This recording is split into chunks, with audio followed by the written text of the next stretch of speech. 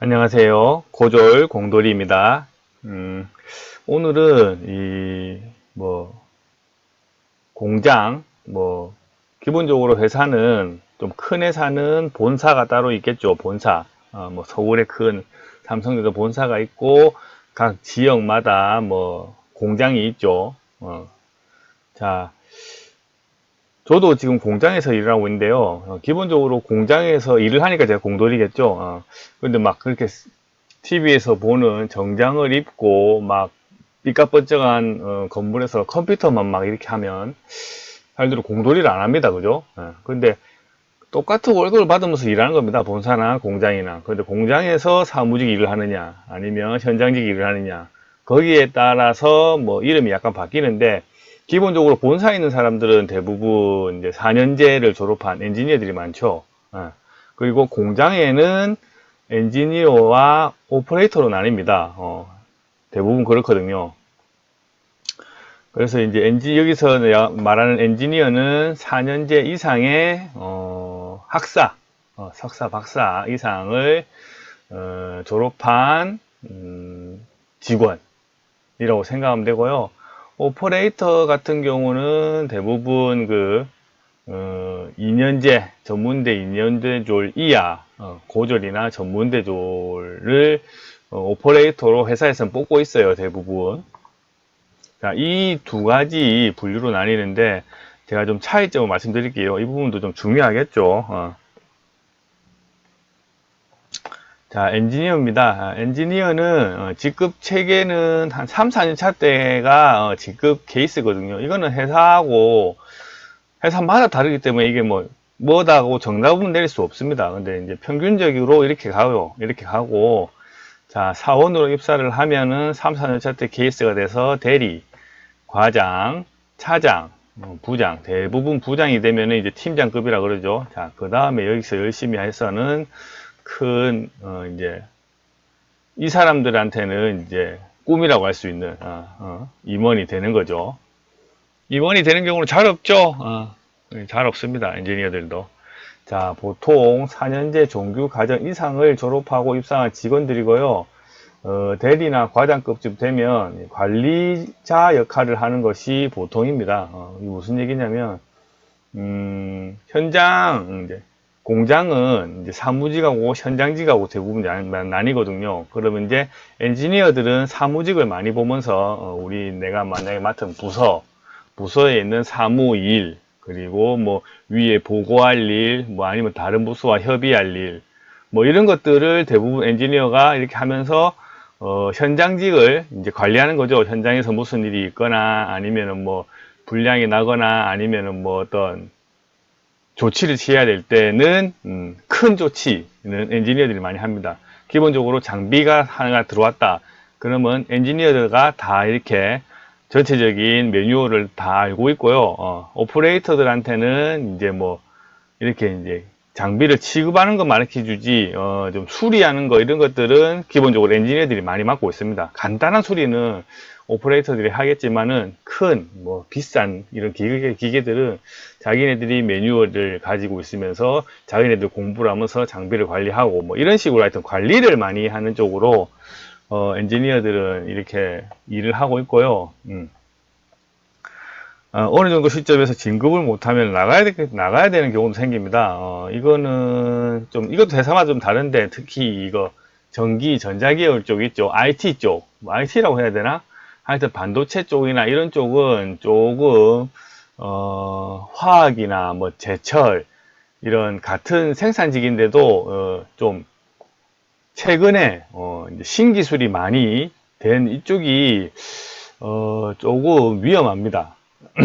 좀 이제 회사를 그만둘 확률이 저도 친구들 만나면 같은 현장직인데도 이렇게 이제 삼성 LCD나 LG LCD 쪽에 있거나 이런 쪽에 있는 친구들이 조금 걱정을 벌써 해요. 그러거나 아니면은 저는 그쪽이 아니거든요. 중공업에 있거나 아니면 일반 이제 장치 산업에 있는 쪽 친구들은 그런 걱정을 크게 안 합니다. 이게 좀 차이가 큽니다. 이게 그런 것도 좀 참고해 주시고요. 석사, 박사가 되면은, 직급이 높게 들어옵니다. 뭐, 석사한테는 대리를 바로 준다든가, 박사는 차장, 과장을 바로 준다든가, 이런 경우가 있거든요. 이거는, 뭐, 맞죠? 공부도 열심히 했고, 나이가 더 많으니까는, 학벌을 인정해 주니까는, 우리나라는 대부분 회사가 학벌이 높으면은, 고급 인력이라고 생각하는 게 현실입니다. 지금도, 그죠? 일반적으로 사무직 업무를 많이 본다. 이렇게 제가 이제 간단하게 말씀을 드리고요. 자, 이제 전문대 고졸은 이렇게 오퍼레이터로 이제 들어가게 됩니다. 오퍼레이터로 들어가면 직급 체계는 만약에 엔지니어로 본다면 사원, 대리, 과장, 여기서 나오는 겁니다. TV에 만년과장이 있죠. 그런 분들은 오퍼레이터면서 이런 식으로 진급을 하기 때문에 만년과장밖에 안 됩니다. 혹시라도 차장을 다는 경우가 있는데, 이거는 엔지니어가 뭐 임원 다는 격입니다. 그런 거랑 비슷하다고 생각하시면 돼요. 기타, 근데 현장직에서는 이런 대리, 뭐 과장 이런 얘기 잘 안 하고, 뭐 기사, 뭐 주임, 뭐 책임, 뭐 직장 등의 명칭을 각 회사마다 좀 이름을 좀 다르게 해서 쓰는 경우가 대부분입니다. 왜냐면 이거 하면 좀 헷갈리잖아요. 그죠? 근데 같은 대리더라도 오퍼레이터 대리랑 엔지니어 대리랑은 좀 차이가 있습니다. 그러니까 엔지니어 대리가 오퍼레이터를 많이 시키겠죠. 대리라도. 그래가지고 그렇게 헷갈리니까 옛날에는 막 이렇게 안 했었는데 요즘은 이런 것 때문에 이렇게 분리시키는 회사가 훨씬 많습니다.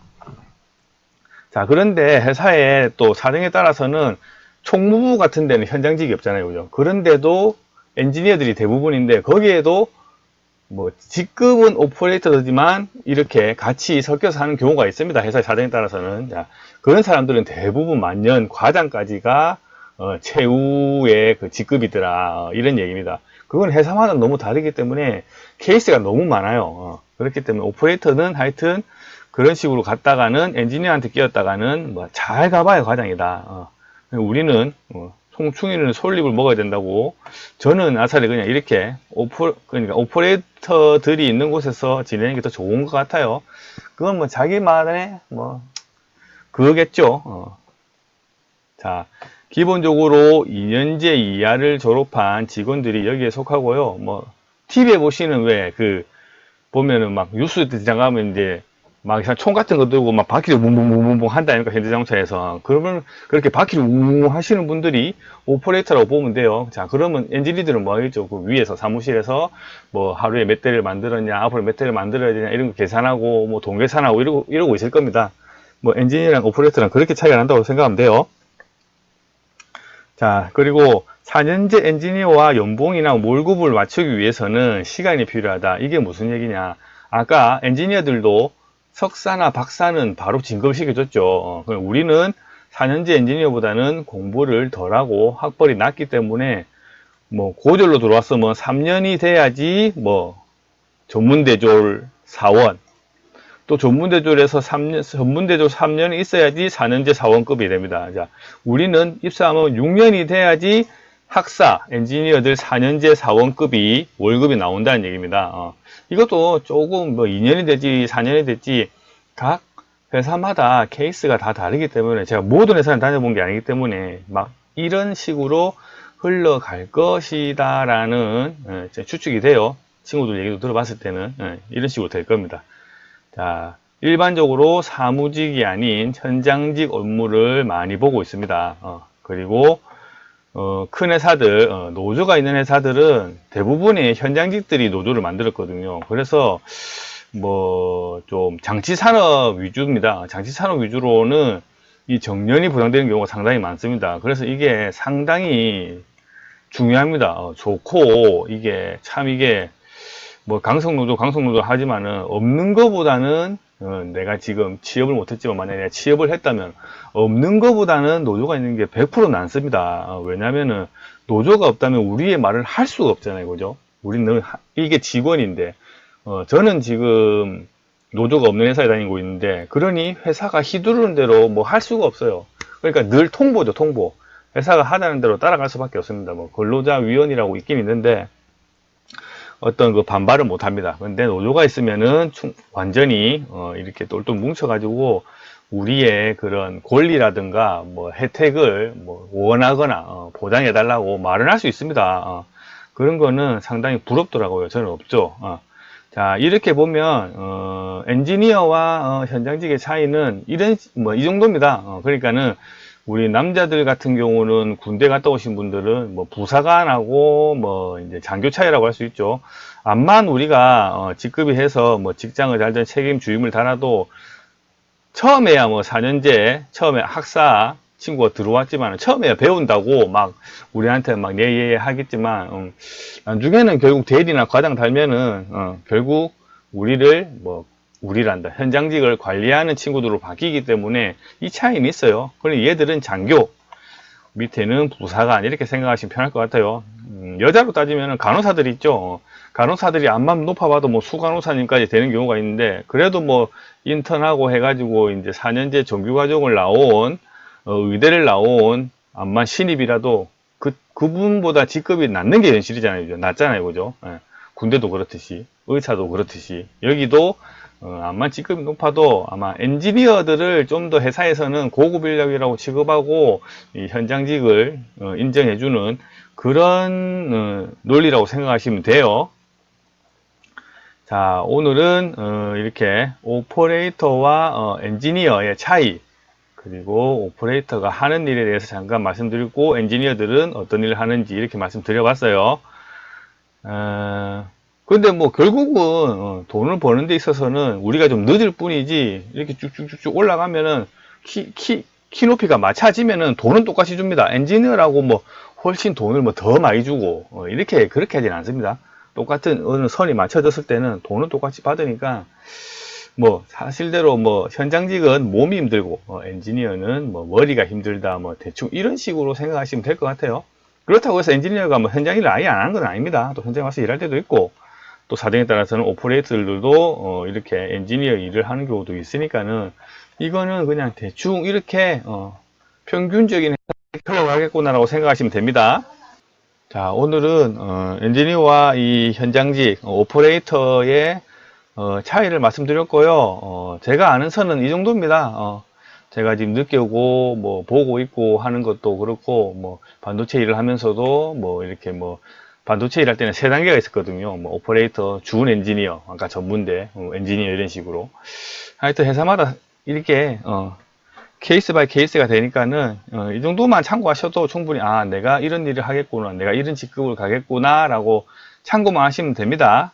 자, 오늘 내용이 도움이 되셨다면 좋아요, 구독 꾹꾹꾹 눌러주시고요. 들어주셔서 감사합니다.